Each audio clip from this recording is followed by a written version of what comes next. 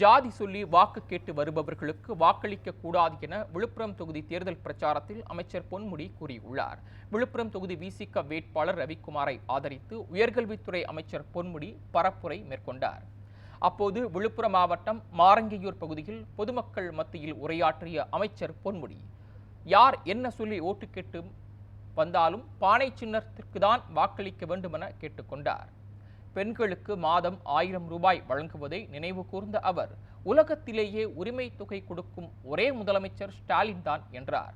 முதலமைச்சரின் காலை உணவு திட்டத்தை பார்த்து கனடா நாட்டிலும் கொண்டு வரப்பட்டுள்ளது என தெரிவித்தார். மேலும் பேசிய அமைச்சர் பொன்முடி, சாதி சொல்லி வாக்கு கேட்டு வருபவர்களுக்கு வாக்களிக்க கூடாது என்றும் அனைத்து சாதியினரும் சமம் என்றும் பேசினார். எதிர்த்து நின்னவனுக்கு டெபாசிட்டே கிடைக்கூடாது. எதிர்த்து நிற்கிறோம் வருவான், நாம் அது இந்த இது அந்த இது இதெல்லாம் ஜாதி கீதி அதெல்லாம் ஒன்றும் கிடையாது. சமூக நீதி, ஆணும் பெண்ணும் சமம், எல்லா மதத்தினரும் சமம், எல்லா ஜாதியினரும் சமம். இதுதான் சமூக நீதி, இதுதான் திராவிட மாடல். இதைத்தான் தலைவர் தளபதி அவர்கள் சொல்லி கொண்டிருக்கிறார். ஆகவே வந்திருக்கிற இளைஞரெல்லாம் பார்க்கும்போது எனக்கு ரொம்ப மகிழ்ச்சியாக இருக்குது.